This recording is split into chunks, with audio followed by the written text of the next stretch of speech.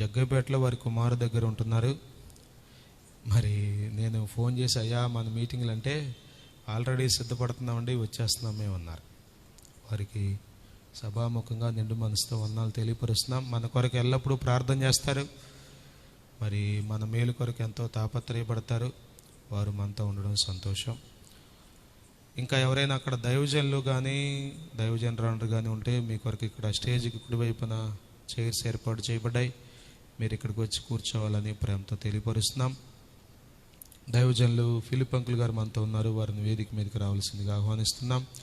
ఆయా ప్రాంతాల నుండి కూడి వచ్చిన దైవజనులందరికీ దైవజనరాలందరికీ ప్రభువైన యేసుక్రీస్తు నామములో శుభాభివందనాలు తెలియపరుస్తున్నాం. మీరు మా గ్రామానికి రావడం, మా పరిచర్యలోనికి రావడం మాకు ఎంతైనా ఆశీర్వాదం, చాలా సంతోషం. ప్రతి ఒక్కరికి వందనాలు. అలాగే లింగవరం నుండి రాజేష్ పాస్టర్ గారు వస్తున్నారు, వారికి కూడా వందనాలు. ఈ సమయాన్ని దైవజనులు సహవాస నాయకులు పరిశుద్ధ రాజయ్య గారికి అప్పగిస్తున్నాను. ఈ 3 రోజులు మొదటి వర్తమానం అయ్యగారు అందిస్తారు.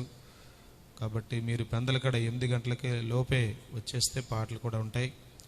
ఎక్కువ సమయం విసిగించేదే ఉండదు, మీరు వచ్చే వరకు సాగదీసేది కూడా ఉండదు. కాబట్టి సమయానికి రండి. ప్రభు మనందరినీ దీవించును గాక. మరి యేసే జవాబు పరిచర్యల సహవాస నాయకులు, ప్రియ దైవజనులు, మన గ్రామంలోనే పుట్టి పెరిగారు. మరి పరిశుద్ధ రాజయ్య గారు, వారు మనతో ఉండడం సంతోషం. వారితో కలిసి పనిచేయడం మనకు ఆశీర్వాదం. నా మట్టుకు నేను చెప్పగలను, ప్రతి చిన్న విషయాన్ని నేర్పిస్తారు. మరి నేర్చుకుని దీవించబడే కృప దేవుడు మనకిచ్చాడు, మన పరిచర్యలకు ఇచ్చాడు. అందుని బట్టి దేవుని స్తోత్రం.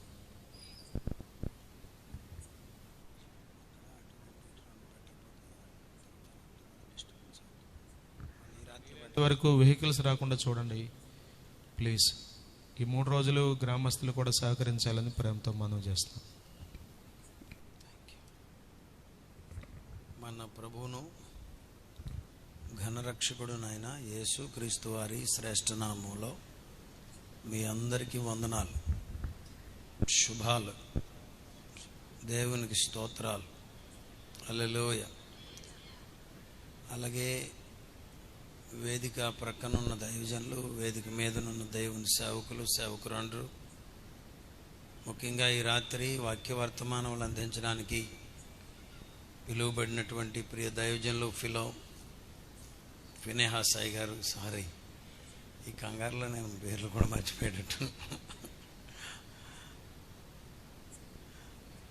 అమ్మగారికి, అయ్యగారికి, వారి కుటుంబానికి, యేసుదాస్ అయ్య గారికి, ఫిలిప్ అంకుల్ గారికి, మన ప్రియ దైవజనులు మరి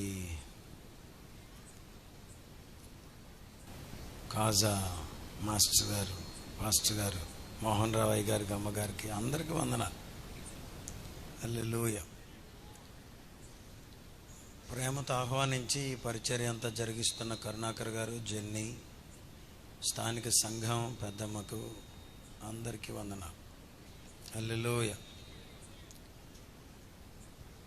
8:30కి సమయం ఇచ్చేశారు. ముందే నేను కొద్ది సమయంలో ముగించే ప్రయత్నం చేస్తాను. అసలు నేను మాట్లాడాలా వద్దా అని ఇందాక నుండి నేను తర్జన ఉన్నాను. మాట్లాడితే ఒక గొడవ, మాట్లాడకపోతే ఒక గొడవ. పెద్దలు వచ్చారు, నేను మాట్లాడటం ఏం బాగుండదని ఇవన్నీ ఆలోచన చేస్తా కూర్చున్నా. ఏదేమైనప్పటికీ కూడా కొద్ది నిమిషాలు నేను మాట్లాడి దైవజనునికి సమయాన్ని అప్పగిస్తాను. నిర్గమకాండము 3వ అధ్యాయం, ఎక్సడస్ చాప్టర్ 3. కొద్ది నిమిషాలు మనం వాక్యాన్ని చదువుదాం. 1. మోషే మిద్యాను యాజకుడైన యిత్రో అను తన మామ మందను మేపుచు ఆ మందను అరణ్యము అవతలకు తోలుకొని దేవుని పర్వతమైన హోరేబుకు వచ్చాడు. మోషే తెలుసుగా, చిన్నప్పుడే కుదిరింది ఛాన్స్. అసలు చనిపోవలసినోడు చంపేయాలి, కానీ అమ్మ చంపనివ్వలేదు. అక్క తల్లి చేసినటువంటి ప్రణాళికలో భాగంగా ఓ గొప్ప అవకాశం దొరికింది మోషేకు. ఏకంగా వెళ్ళి రాజుగారి కుటుంబంలో పడ్డాడు, ఎదిగాడు. మరి రాజరికం అనుభవిస్తున్న దినాల్లో నుండి ఒకానొక సంఘటన జరగడాన్ని బట్టి అనుకోని రీతిగా మళ్ళీ పారిపోవాల్సి వచ్చింది. రాజరికంలోనున్న వాడు వచ్చి గొర్రెలను మేపుతున్నాడు. నేను ఇందాకడే వాక్యం చదువుకుంటూ కూర్చున్నప్పుడు మధ్యాహ్నం మేము అబ్షాలోమును గురించి ధ్యానించాం. రాజైన దావీదు అబ్షాలోము విషయమై నెత్తిని గుడ్డేసుకుని చెప్పులు లేకుండా ఏడ్చుకుంటూ కొండెక్కుతున్నాడట. మామూలు సంగతా రాజుగారు చెప్పులు లేకుండా నడవడం అంటే? వేదనతో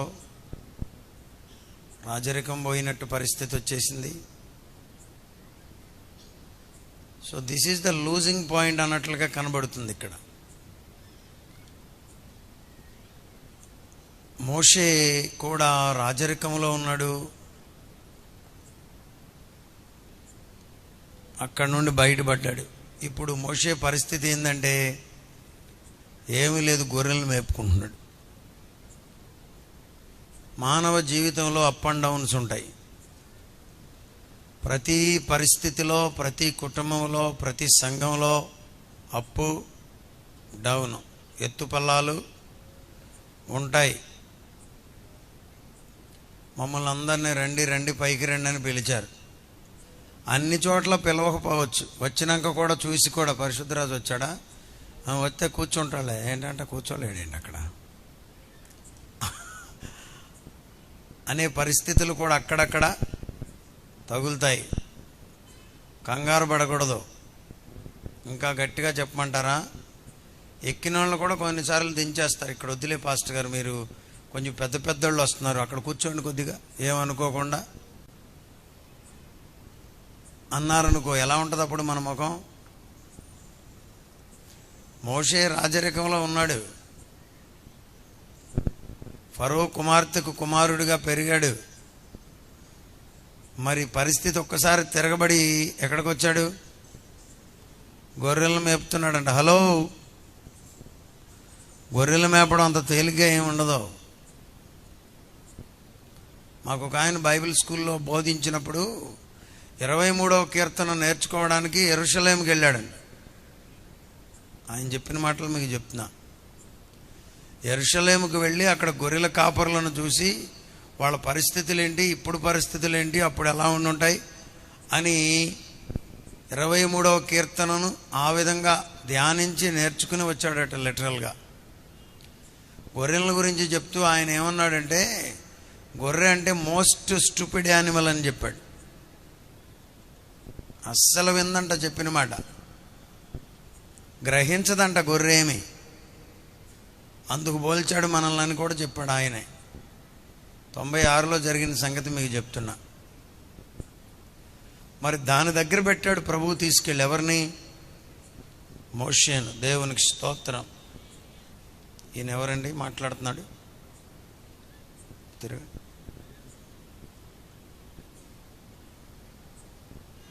అక్కడ పెడితే ఇక చూడండి, మేపుకుంటూ ఉన్నాడు. దేవుడు మనకు భవిష్యత్తు కొరకు, ఇప్పుడున్న పరిస్థితి కొరకు నేర్పిస్తాడు. పిల్లలు కూడా నేర్చుకోవాలి. ముఖ్యంగా సేవకులు పిల్లలు ఉన్నారే, మీకు అన్ని, మీరు పుట్టడమే గోల్డ్ స్పూన్తో పుట్టిన పరిస్థితులు మీరు అనుభవాల్లో నుండి వెళ్ళాలి. లేమిని చూడాలి, ఇరుకును చూడాలి, కష్టాన్ని చూడాలి. మన తరములో అతి గొప్ప దైవజనుల్లో ఒక దైవజనుడు కేపీ యోహన్నాన్ గారు. నేను అనుకోవడం 1,00,000 మందినన్న సేవకులను సిద్ధపరిచాడు ఆయన. వాళ్ళ అబ్బాయిని ట్రైనింగ్ కొరకని నేపాల్ పంపించాడట. నేపాల్ పంపించి అక్కడ ఉన్నటువంటి ఒక చిన్న సేవకుని దగ్గర పెట్టి నడిచి వెళ్ళొచ్చే సేవలో పెట్టాడట. కొండల్లో మరీ ఇబ్బందిగా ఉందంటే కొద్ది దినాలు అయిన తర్వాత ఒక పాత సైకిల్ ఒకటి కొనిచ్చారంట. ఎవరు? కేపీ యోహన్నాన్ గారు అబ్బాయి. మెడికల్ కాలేజ్ కట్టారు వాళ్ళు. కేపీ యోహన్నాన్ గారి దర్శనం ఏంటో తెలుసా? మందిరం అంటే కనీసం 10 సెంట్లు ఉండాలని. హైదరాబాదులో బైబిల్ స్కూల్ కొరకు 36 ఎకరాలు అనుకుంటూ కొన్నారు.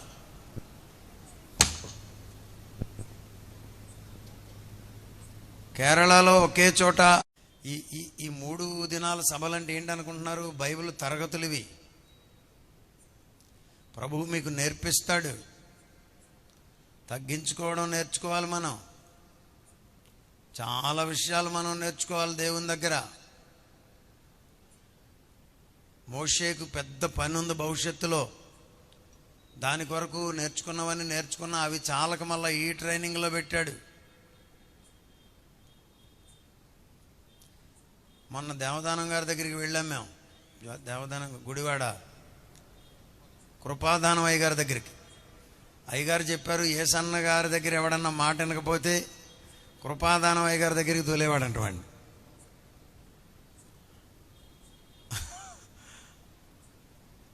ఐదేళ్ళు ఒక్కొక్కడిని అక్కడ పెట్టేసేవాడట. జిఆర్ పురుషోత్తం అయ్య గారు ఇక్కడ ఉన్నారు, మీకు తెలుసు. జడ్చెర్ల ఈ ఇంట్లో కూడా బస చేసిన సందర్భాలు ఉన్నాయి.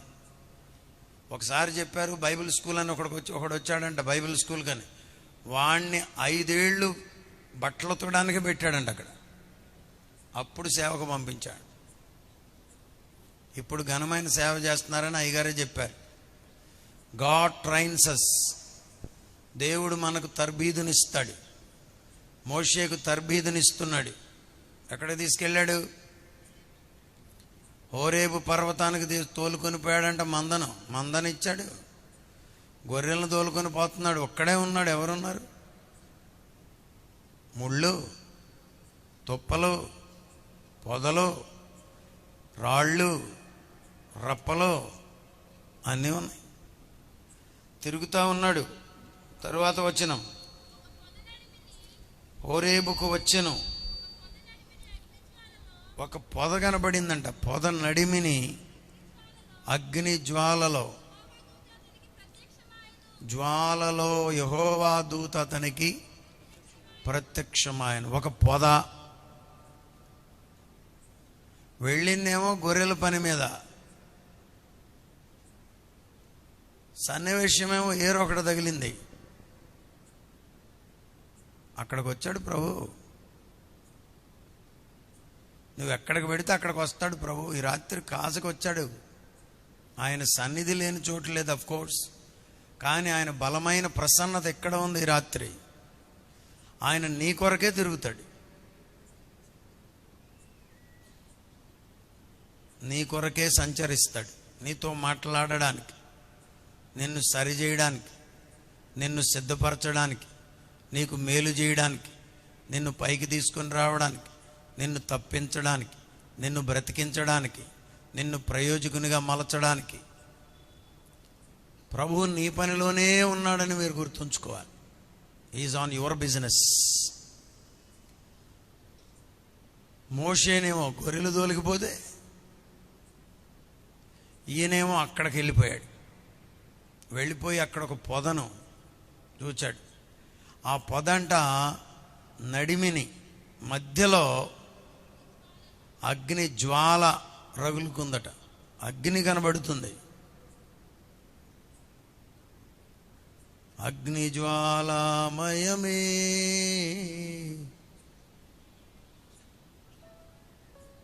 అని రాశారు. నా వాక్యము అగ్ని వంటిది కాదా అని వ్రాయబడింది. అగ్ని, నిప్పు. పొదంట మండుతుందంట నడిమికి. అది చూశాడు. మరి గొర్రెల్ని ఏం చేశాడు పాస్టర్ గారు? గొర్రెలు ఎక్కడ బాబు, అక్కడ ఉంటాయి. కొంతమందికి ఎంతసేపు గొర్రెలు గోలాయి. గొర్రెలు అక్కడ ఉన్నాయి. ప్రభువు మాట్లాడాడని గొర్రెల కాపర్లు వాటిని విడిచి యేసయ్యను చూడ్డానికి వెళ్ళారా లేదా? మరియతో మాట్లాడారా? యోసేపుతో మాట్లాడారా? అక్కడున్న వారందరూ మిక్కిలి ఆశ్చర్యపోయారా? మళ్ళీ తిరిగి వచ్చారంటారా లేదంటారా? గొర్రెల దగ్గరికి ఉంటారు. నా ఉద్దేశం ఏంటంటే వాళ్ళు వెళ్ళి వచ్చేటంత వరకు ఒక్క గొర్రె కూడా మిస్ అయి ఉండదని నా ఉద్దేశం. ఆ మీటింగులు అంటా పోతే ఏముంది అయ్యగారు, సంఘం బలహీనం అయిపోతుందంట. మీటింగులకు వెళ్తే సంఘం ఎక్కడన్నా బలహీనం అవుద్దా? నువ్వు ప్రభువు పనిలో ఉంటే దేవుడు నీ పనిని నిర్వీర్యం చేస్తాడా? నీవు దేవుని పనిలో ఉంటే దేవుడు నీ పనిని తగ్గిస్తాడా?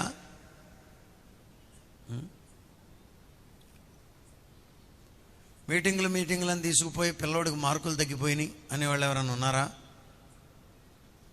చెప్పండి.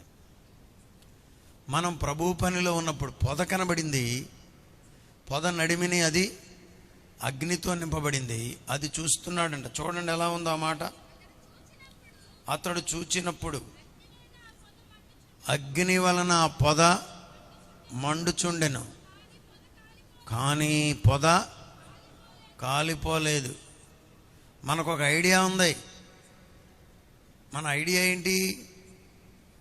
అగ్ని అంటుకుంటే కాసేపటికి కాలిపోయి బూడిదైపోద్దని, భస్మం అయిపోద్దని అనుకుంటున్నాడు, కానీ కాలిపోవట్లా. అందుకని ఇతనికి, మోషే గారికి కాస్త విచిత్రంగా అనిపించింది. దేవునికి స్తోత్రం. దేవుడు నిన్ను ఆకర్షిస్తాడు. ప్రభువు పనిలో ఆకర్షణ ఉందా లేదా? మీ అందరికి తలొక బిర్యానీ పొట్లం చెప్పండి, 150 రూపాయలు కానుక ఇచ్చి తీసుకొచ్చారా? మీకు వందనాలు చెప్తా, చెప్పండి.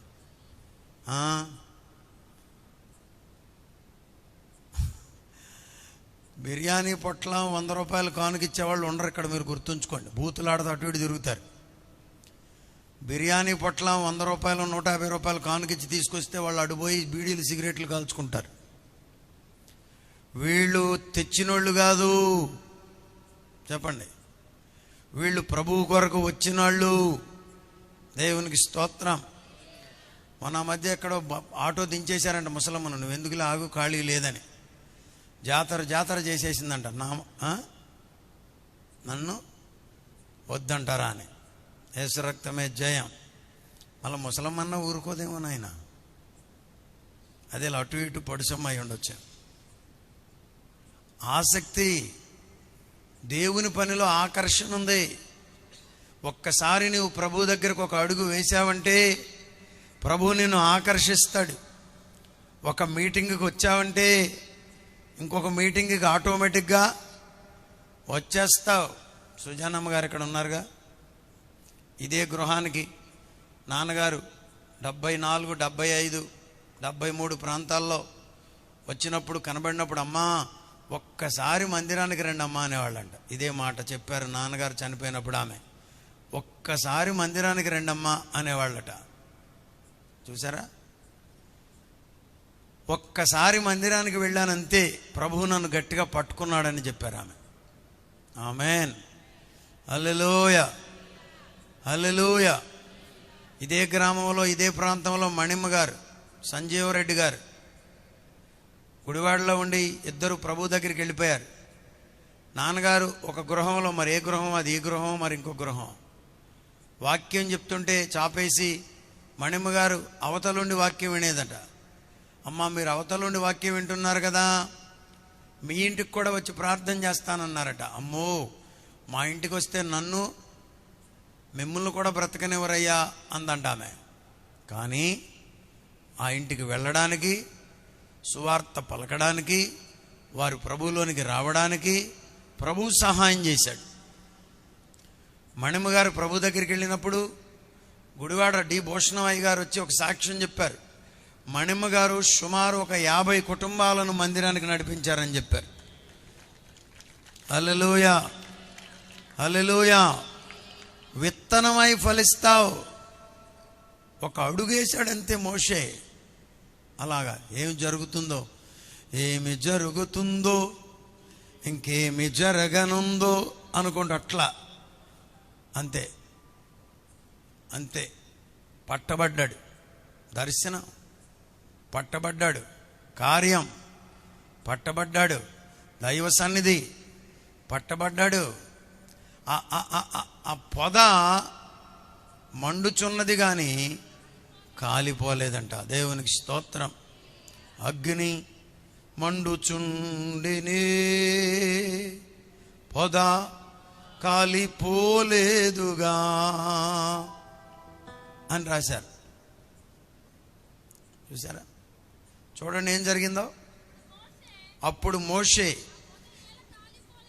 ఆ పొద వేయాలా, ఈ ఆసక్తి ఉండాలి మీలో పరిచర్యలో. పరిశుద్ధరాజు చెప్తున్నాడా? ఆ తర్వాత ఫినెహాసయ్య గారు కూడా వర్తమానం ఉందా, అవునా అని వినాలి. గొర్రెల కాపరులు యేసయ్య దగ్గరికి వెళ్ళి ఆ క్రిస్మస్ దినాన్న యేసయ్య పుట్టినప్పుడు ఆ మాటలు చెప్తుంటేనంట వినిన వారందరూ మిక్కిలి ఆశ్చర్యపడాలి. కొంతమంది ముఖాలు చూస్తే ఇంకా వాక్యం మనకు చెప్పాలని అనిపిస్తుందా? ఆసక్తి ఏది నీ ముఖంలో? ఇప్పుడు ఇందాక అక్కడేదో టాప్ అని వాళ్ళు చూడండి అన్నారు. ఆ ఎక్స్ప్రెషన్ ఉండాలి. ప్రభువు నీతో మాట్లాడేటప్పుడు ఆ కవళికలు మారాలి, ఆ అనుభవంలో నీ ఉండాలి. తీసుకొచ్చారులే మమ్మల్ని చంపటానికి అని కూర్చుంటే వాళ్ళ పేర్లు రాసి ఫోటోలు తీయండి మీరు, అక్కడ పెడదాం నోటీస్ బోర్డులో. వాళ్ళే మళ్ళీ ఫైట్ చేస్తారు అప్పుడప్పుడు బజారుల్లో, అప్పుడు కూడా తీయండి ఒక వీడియో, దానికి దీనికి అటాచ్ చేయండి. ఇప్పుడు చూడండి మీటింగ్లో ఎలా ఉందో సిస్టర్, అప్పుడు చూడండి ఎలా ఉందోనని. వాక్యం అంటే ఆసక్తి అది. ఆ పొద ఎలా కాలి పోలేదు. నేను ఆ తట్టు వెళ్ళి ఈ గొప్ప వింత, హల్లెలూయా, రండి రండి రక్షకుని చేరండి, కాజ గ్రామస్తులారా, ఇదిగో ఈ తట్టు రండి. ఏ తట్టు? అక్కడ బుర్రల బాగలు కొట్టుకుంటున్నారంటే ఊరంతా పరిగెత్తారు. అయ్యగారు చెప్పండి, ఏసేపు అయ్యగారు, ఊరే పరిగెత్తారు. ఇప్పుడు చూడండి, పాకిస్తాన్ ఇండియా తనుకుంటున్నారంటే పేపర్ తీయటంలోనే కళ్ళు పెద్దవి చేసుకుని చదువుతున్నారు.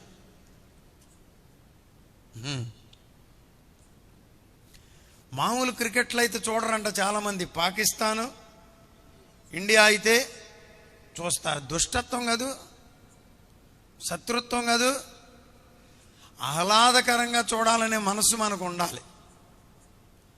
ప్రేమించాలనే మనస్సు మనకు ఉండాలి. మంచిని చూడాలనే కోరిక నీకుందా? ఆయన స్వరమును వినాలనే ఆశ నీకుందా? దైవజనుడు నా వెనుక మాట్లాడనై ఉన్నాడు. దేవుని వర్తమానం కొరకు నీకు ఆశ ఉందా? ఏమి జరగబోతుందో అని. నిన్న ఒక వీడియో, అంతకుముందు కొబ్బరి చెట్టు కథ చెప్పాను కదా. కుక్క కొబ్బరి చెట్టుకు కాళ్ళేసి అట్లా ఎదురు చూస్తుంది అవతల పక్క గోడ అవతల. నిన్నొకటి చూసా, అది కూడా అవతల ఇంటి వాళ్ళే పొట్లాడుకుంటుంటే వీడు వీడియో తీస్తున్నాడు. వీని కుక్క ఎదురుగుండా ఉంది, 2 కాళ్ళ మీద లేచి ఇట్లా నిలబడేట్టు చూస్తుంది. ఇదే సినిమా కాదు, నిజంగా జరిగిన సంగతి. దానికి ఎంత ఇంట్రెస్టు దేని మీద? పొట్లాట మీద. దేవుని పని మీద మనకి ఇంట్రెస్ట్. పాట పాడాడా? బెర్కమన్స్ గారి పాటను కూడా రాజబాబు గారి స్టైల్లో పాడగలిగిన అన్న ఒక ఆయన వచ్చాడు. మరి చూడాలి, మీరు నేర్చుకోవాలి. చూచదని అనుకొని నువ్వు వెళ్ళిపోయావా? దానిని చూచుటకు అతడు ఆ తట్టు వచ్చుట. భలే ఉంది కదా ఇది. ఆ వాక్యం చదువుతున్నప్పుడు నాకు భలే భలే భలేగా అనిపించింది. ఈయన చూద్దామనేమో ఈయన అనుకుంటున్నాడంట. చెప్పండి చెప్పండి. ఆయన చూద్దామనేమో ఆయన అనుకుంటున్నాడంట. అసలు ఆయన వచ్చిందేమో ఈయన కోసం, ఈయన ఏం జరుగుతుందనో ఆయన కోసం చూస్తున్నాడు. ఆ మధ్యకాలంలో ఇదిగో మోరాజానుడు ఉంది, త్రాచుపాము పిల్ల, పాము పాము పాము అని ఒక ఆవిడ కేకలు పెడుతుంది. ఏం చేస్తుందిలేమ్మా అని పెద్ద కర్ర వేసుకుని నేను వెళ్ళా. మరి ఎట్లయినా త్రాచుపాము కదా, అదిగో అయ్యా దాని కిందే దూరిందని చెప్పింది. కొంచెం ఆ చెత్త చెదారం ఇలా ఇలా లాగుతుంటే పక్కోళ్ళు అయ్యగారు అంటున్నారు. అది అంటే ఒక ప్రక్క నాకు వేస్తుంది. వేయదా? మీరైతే తోక పట్టుకుని పిండేస్తారేంటి? అటు చూస్తున్నారు, వేస్తుంది. కానీ నాకన్నా ఎక్కువ దానికి వేస్తుంది. అందుకే కదా మరి లోపల దూరింది. శత్రువుకు భయం లేదనుకోండి, వాడు గజ గజ గజ గజ వణికిపోతున్నాడు. ఆ సంగతి మీకు తెలియాలి. అందుకే ఈ జీవోలు, లేకపోతే గ్రౌండ్లో మీటింగ్ పెట్టొద్దని జీవో తేవాల్సినంత కర్మ ఎందుకు పట్టింది వాళ్ళకి? వణికిపోతున్నారు. మేమేమి సారాయి దాగి చిందులేయించట్లేదుగా పిల్లలతో. త్రాగొద్దని చెప్తున్నాం, వ్యసనాలకు బానిసవద్దని చెప్తున్నాం, ఓ చోట కూర్చి కూడబెట్టి శ్రేష్టతను బోధిస్తున్నాం. What made you to cancel it? నీకు అంత బాధ ఏమొచ్చింది? భయం. ఈ రాత్రి అక్కడ ఏం జరుగుతుందో అని చూద్దామని బయలుదేరాడంట. ఎవరు ఆయన? మోషే. అసలు మోషే ఏం చేస్తాడోనని ఆయన చూస్తున్నాడు. దేవునికి భలే ఇంట్రెస్ట్ మనం అంటే.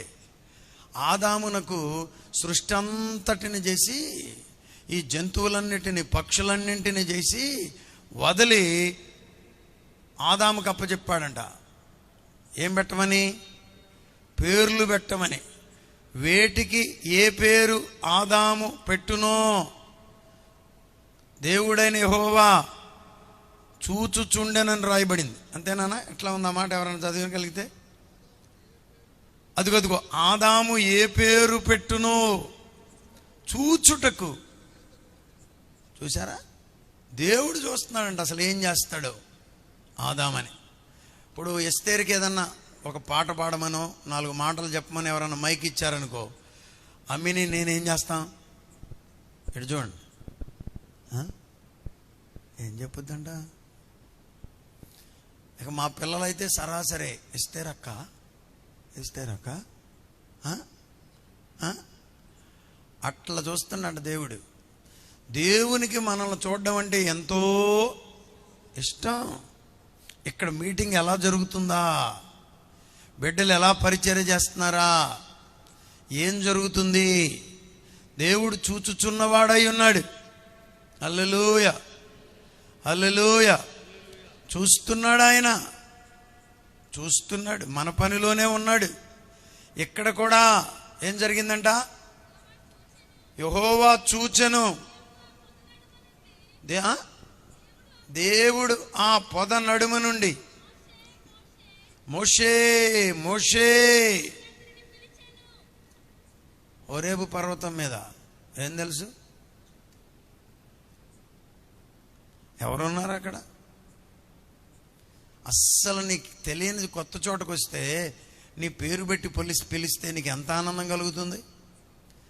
తెలిసిన వాళ్ళు పిలిస్తేనే ఆనందం, ఇంకా తెలియకుండా పిలిస్తే ఇంకా ఆనందం, అసలు దేవుడే పిలిస్తే ఇంకా ఆనందం, 2 సార్లు పిలిస్తే నేను అనుకోవడం గబా గబా గబా వెళ్ళిపోతున్నాడేమో. 22వ అధ్యాయం ఆదికాండంలో కూడా అబ్రహామా అబ్రహామా అని 2 సార్లు పిలిచాడు. ఇక్కడ కూడా మోషేని ఏం చేశాడు చెప్పండి అందరు పిల్లలు? మోషే మోషే అని పిలిచాడు. మిమ్మల్ని కూడా పిలుస్తాడు. ఆమేన్. ఆయన పేరు పెట్టి పిలిచే దేవుడు. ఎవరెవరిని పిలిచాడు వరుసనే చెప్పండి. సమూయేలును పిలిచాడు, అబ్రహామును పిలిచాడు, మోషేను పిలిచాడు, అనేక మందిని ప్రభువు పిలిచాడు. నిన్ను కూడా మోషే మోషే అని అతనిని పిలిచాను. అందుకు అతడు ఓయ్ అన్నాడా? పలకడం నేర్చుకోవాలి, దేవునితో స్పందించడం నేర్చుకోవాలి, దేవుని పరిచర్యలో. ఈ దినాల్లో వచ్చిన సమస్య ఏంటంటే మీటింగులు తక్కువ జరగట్లా, రిజల్ట్సే తక్కువ వస్తుంది. 100 మంది 10వ తరగతి రాస్తే 10 మంది అరే కూర్చోరా నువ్వు వచ్చింది అడవలేదు, మళ్ళీ మొదలెట్టావు.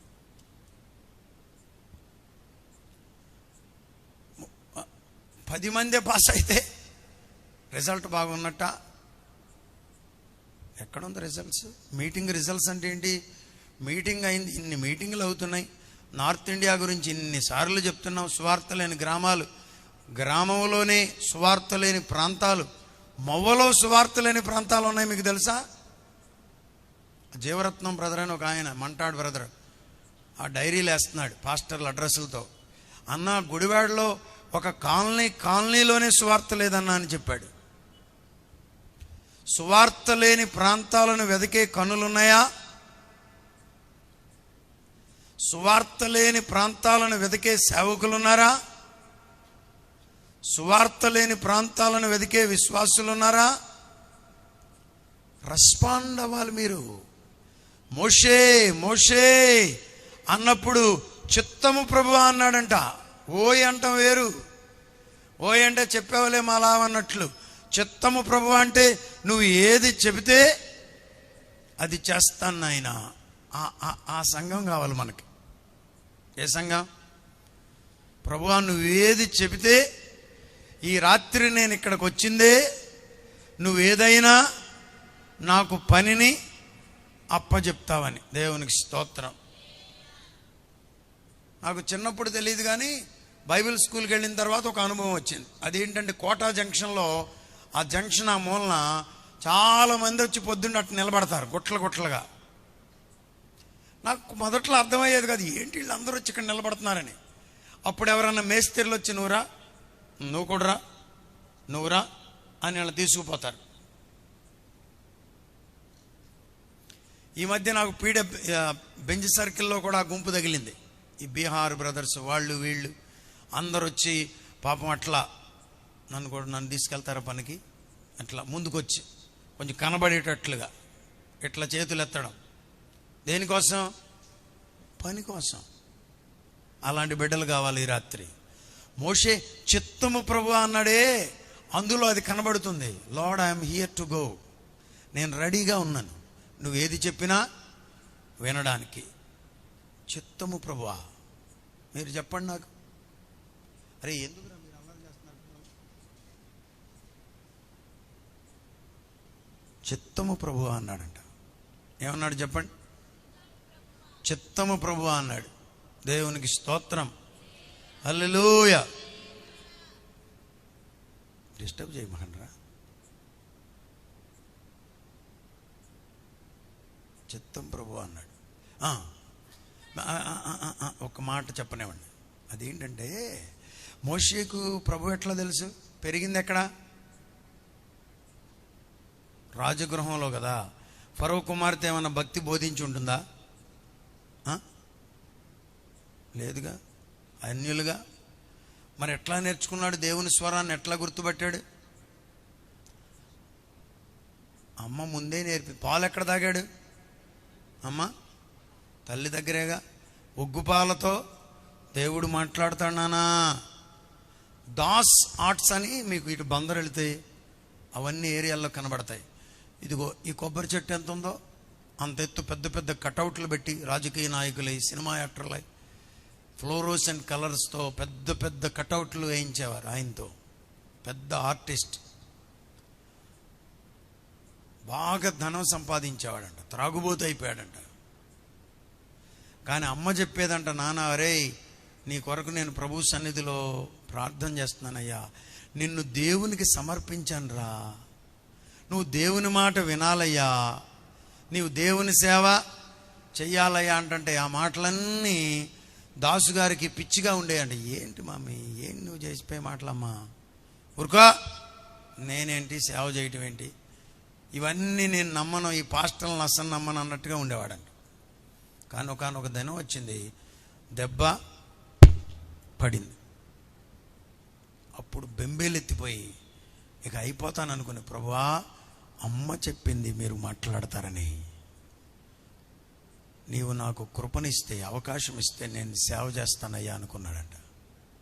చచ్చిపోతాడనుకున్నవాడు బ్రతికిపోయాడు. దేవునికి స్తోత్రం చెప్పండి, గట్టిగా చెప్పండి హల్లెలూయా. సేవలోకి వచ్చాడు. మొన్నే మందిరం కట్టారు రుద్రవరంలో, నేనే వెళ్ళి ఓపెన్ చేసే అవకాశాన్ని ప్రభువు ఇచ్చాడు. పిల్లలకి ఏమి నేర్పాలి?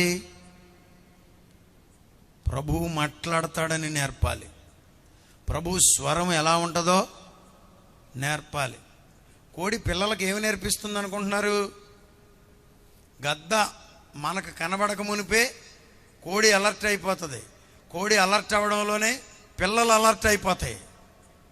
అప్పటికప్పుడే ఇచ్చిన ట్రైనింగ్ కాదు అది, మిలిటరీ ట్రైనింగ్ ముందే ఇచ్చింది, అది ఇవ్వాలి.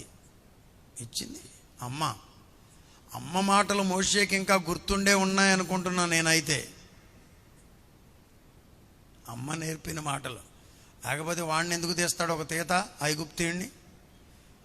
అదే మోషే మోషే అనడంలోనే ఏమన్నాడు? చిత్తము ప్రభువా అనెను. అందుకు ఆయన ఏమన్నాడు? దగ్గరకు రావద్దు. చూసారా, ఆదిమ కాలములో తండ్రి అయిన దేవుడు పలికిన మాటది. నీవు నిలుచుని ఉన్న స్థలము పరిశుద్ధ ప్రదేశము అనెను. దగ్గరకు రావద్దంటే ఇంకొక రకంగా దగ్గరకు రావద్దు కాదు. ఇక్కడ నీవు దగ్గరకు రావాలంటే ఇది పరిశుద్ధ స్థలం. నీ పాదముల నుండి నీ చెప్పులను విడుము. రకరకాలైన కమెంటరీస్ ఉన్నాయి దీనికి. సహజంగా మేము ఎవరు స్టేజ్ ఎక్కినా చెప్పులు విడిచే ఎక్కుతున్నాం. కొంతమంది షూస్ వేసుకుని చెప్పులు వేసుకుని ఎక్కుతున్నారు, అది వేరే సంగతి. కొన్ని సహవాసాల్లో అస్సలు ఒప్పుకోరు. కానీ ఇక్కడ లిటరల్ మీనింగ్ అది కాదు. రకరకాలైన కామెంటరీస్ ఉన్నాయి. దైవజనులు శామ్యూల్ థామస్ గారు ఏం చెప్పారంటే, ఐగుప్తీయుని యొక్క బ్లడ్ ఆ చెప్పుల మీద పడిందంట. అంటే అది that could be symbolical teaching, సాదృశ్య బోధ అయి ఉండవచ్చు. అందుకని వాటిని విడవమన్నాడని. మరొక దైవజనుడు ఏం చెప్పాడంటే, భూమి లోకానికి పాపానికి సాదృశ్యంగా ఉంది. భూమికి నీకు, పాపానికి నీకు కనెక్ట్ చేసేది కాబట్టి, ఏదైతే నిన్ను లోకానికి పాపానికి శాపానికి కనెక్ట్ చేస్తుందో, పాపములోనికి నిన్ను నడిపిస్తుందో దానిని విడిచిపెట్టమని దాని అర్థం అని కొంతమంది బోధిస్తారు. ఏదేమైనప్పటికీ కూడా ప్రభువు చెప్పాడు, నీ చెప్పులు విడువుము. గౌరవంగా ఏషియన్ కల్చర్లో ఇక్కడ మనం చూసినప్పుడు ఏషియన్ కల్చర్ అంతా కూడా మనం చెప్పులు విడుస్తాం సహజంగా. అదే వెస్ట్రన్ కల్చర్లో లేదు, మనది ఈస్టర్న్ కల్చర్ ఇది. అందుచేత కూడా ప్రభు అలాగా చెప్పి ఉండవచ్చు. ఏం చెప్పాడు? నీ చెప్పులు విడువుము, నీవు నిలిచి ఉన్న స్థలము పరిశుద్ధ. ఎక్కడిది? ఎక్కడో అరణ్యంలో. దేనికి పోయాడు? గొర్రెలను మేపడానికి పోయాడు. కానీ దేవుడు అంటున్నాడు, ఇది పరిశుద్ధ స్థలం. Can you believe this? ఏముందని పరిశుద్ధ స్థలం అయింది? నాకు తెలిసిందేగా, నిన్న మొన్న నేను చిన్నప్పటి నుండి గొర్రెలను అక్కడే మేపుతున్నా అంటావా? నాకెందుకు తెలీదు? చిన్నప్పటి నుండి నేను అక్కడ తిరిగిన దాన్నేగా, ఆ దొడ్లో పని కూడా చేశాను అంటావా? అయితే అవన్నీ అయి ఉండొచ్చు. కానీ ఇప్పుడు అక్కడికి దేవుడు దిగి వచ్చాడు. ఇప్పుడు అక్కడికి దేవుని సన్నిధి దిగి వచ్చింది. ఇప్పుడు అక్కడ దేవుని ప్రభావం ఉన్నది. ఇప్పుడు అక్కడ దేవుని స్వరము వినబడుతుంది. ఇప్పుడు ఆ స్థలమును దేవుడు ఏర్పాటు చేసుకున్నాడు. అక్కడ నీవు దేవుని స్వరాన్ని వింటావు. అక్కడ ప్రభువు నీతో మాట్లాడతాడు. అక్కడికి రావడానికి నీవు కాస్త జాగ్రత్తగా రావాలి. ఊరిని లల్లాయిలు ఎత్తుకుంటా హాయ్ పాయ్ అనుకుని ఆడుకుంటా వస్తే కాదు. ఎవరు సిద్ధపాటుతో వస్తారో ప్రభు వారితో మాట్లాడతాడు. ఎవరు ఎట్టి సిద్ధపాటుతో వస్తారో, అందరూ గాలాలు వేసుకునే వచ్చారు, కానీ కొంతమందికి పెద్ద చేపలు పడతాయి, కొంతమందికి చిన్న చేపలు పడతాయి, కొంతమందికి అసలు ఏమీ పడవు. ఎక్కడుంది కదా? నీ సిద్ధపాటులో ఉంది. ప్రభువు నీకు ఇచ్చే కృప. నీవు కృపను పొందాలంటే, రాత్రి ఎక్కడో నేను వాక్యం చెప్పా వెంటర ప్రగడలో, పెద్దలు వెళ్ళి చెప్తున్నారు, అయ్యా నీ వలన మేలు పొందుటకు అతడు యోగ్యుడు అన్నాడు. దేవునికి స్తోత్రం, హల్లెలూయా. ఏముండాలి? యోగ్యత ఉండాలి. దేవునికి స్తోత్రం కలుగునుగాక, హల్లెలూయా. ఏమన్నాడో చూడండి. మరియు ఆయన, దానికన్నా ముందు మాట కూడా ఇంకొకసారి చదువునానా? అందుకు అతడు చిత్తము ప్రభువా నేను దగ్గరకు రావద్దు, నీ పాదముల నుండి నీ చెప్పులు విడువు, నీవు నిలిచి ఉన్న స్థలము పరిశుద్ధ ప్రదేశం. దేవుడు ఆ డిగ్నిటీని, ఆ కెపాసిటీని కాపాడుకుంటూనే మనకు దగ్గరయ్యాడు. రెండు ఉన్నాయి ఇక్కడ. కొంతమంది ఆలోచిస్తే నెత్తెక్కేస్తారు, అది కూడా ప్రమాదమే. అక్కడ అది కాదు, ప్రేమే. ప్రేమించి ఆయన వచ్చాడు, హత్తుకున్నాడు, ఎత్తుకున్నాడు, మనకు తన కృపను చూపాడు. ఎట్ ద సేమ్ టైం ఆయన సింహాసనాసీనుడు. ఆయన ఎక్కడ, మనమెక్కడ? ఆయనేమో సృష్టికర్త, మనమేమో ఆయన చేత సృజింపబడిన సృష్టము అయ్యున్నాం. దేవునికి స్తోత్రం. ఆయన సృష్టి, ఆయన చేతి పని అయ్యున్నాం. ఆగమన్నాడు, చెప్పులు విడవమన్నాడు. ఇప్పుడు ఏమంటున్నాడు? మరియు ఆయన, నేను ఏమని చెప్తున్నాడు తెలుసా? తెలీదా మోషేకి? ఆయన చిత్తం ప్రభు అన్నాడుగా, తెలుసు. కానీ ఇంకా చెప్తున్నాడా లేదా? ఏంటి మీరు రోజు వెళ్ళి నేర్చుకొచ్చేది అక్కడ? నాకేం నేర్చుకోవాల్సిన పని లేదు అనుకుంటున్నావా? నువ్వు నేర్చుకున్న దానికన్నా మోషే ఇంత నేర్చుకున్నాడు. ఏమంటాయి గారు? నేర్పరి ఎవడన్నా ఉన్నాడంటే మోషే అన్ని సాములు చేయగలడంట. కత్తి సాము చేయగలడు, అన్ని విద్యలు నేర్చుకు. He was a great learner. మాకు బైబిల్ స్కూల్లో టీచ్ చేసినప్పుడు ఏం చెప్పారంటే, మోషే కాలము నుండే విద్య స్టార్ట్ అయిందంట, లిటరల్గా. అంత గ్రేట్ మ్యాన్. కానీ ఆయనకి ఇంకా నేర్పిస్తున్నాడు. నేను ఎవరిని అనుకుంటున్నావు? నేను నీ తండ్రి అయిన అబ్రహాము దేవుడును, ఇస్సాకు దేవుడును. దేవుడైతే పొదల్లో ఏం చేస్తున్నాడు చెప్పండి? పొదల్లో ఏం చేస్తున్నాడు? అసలు ఆయన దిగిరాటం ఏంటి చెప్పండి? ఢిల్లీలో పెద్ద పెద్ద భవంతులు, మొన్న హైదరాబాద్ వెళ్తే కళ్ళు తిరిగిపోయినాయి. 40 అంతస్తులు, 30 అంతస్తులు, 50 అంతస్తులు. ఆ అంతస్తులన్నీ వదిలిపెట్టి ఇక్కడేసిన షెడ్లోకి వచ్చి మీతో మాట్లాడడం ఏంటి? ఆ భవంతులన్నీ, మొన్న పోపు గారు చనిపోతే ఆ రూములో ఉన్నటువంటి, ఏమండి గారు, ఆ భవంతులు చూపిస్తున్నారు. కళ్ళు చెదిరే భవంతులు. వెనకటకంట పులిని చూసి మా అమ్మ చెప్పేది ఈ మాట, నక్క ఏదో పెట్టుకుందంట, వాతలు పెట్టుకుని నేను పులి నేను అందామని. అది వేరు, ఆ సిస్టమ్ వేరు, ఆ వ్యవహారం వేరు. కృప అక్కడ కుమ్మరించబడింది. ఎన్ని భవంతులున్నా, పాయింట్ వేరే పాయింట్లోకి వద్దాం. ఆయన పాకలోకి వచ్చి మన కొరకు పుట్టడం ఏంటి? ఎన్ని భవంతులున్నా పాకలో ఉండి మనతో మాట్లాడడం ఏంటి? ఎన్ని భవంతులున్నా నీ కొరకు ఆయన దగ్గర గొప్ప సంగతి కదూ. ఎక్కడికి వచ్చేసాడు చెప్పండి? అరణ్యంలోకి వచ్చేసాడు. గొర్రెలను అదిగోండి అక్కడ గేదెలను మేపుకుంటున్నాడు ఆయన. అక్కడికి వెళ్తారు ఎవరన్నా మీరు? రమ్మండి, ఆయనతో మాట్లాడాలి, ఆఫీస్కి రమ్మనండి అంటారు. మన కలెక్టర్ గారు మవ్వ వచ్చారు, నాకు కూడా కాల్ వస్తే వెళ్ళా. మా ప్రెసిడెంట్ గారు అక్కడ లేరు, మాట్లాడాల్సి వచ్చింది. సరే ఈ ఈవినింగ్ మీటింగ్కి రమ్మని చెప్పమని పిఏతో చెప్పారు. మా ప్రెసిడెంట్ గారు హుటాహుటిన వెళ్ళిపోయారు సాయంత్రం. ఎందుకని? ఆయన జిల్లా అధికారి, జిల్లా మ్యాజిస్ట్రేట్, కలెక్టర్. ఆయన ఆజ్ఞాపిస్తే వెళ్ళాలి.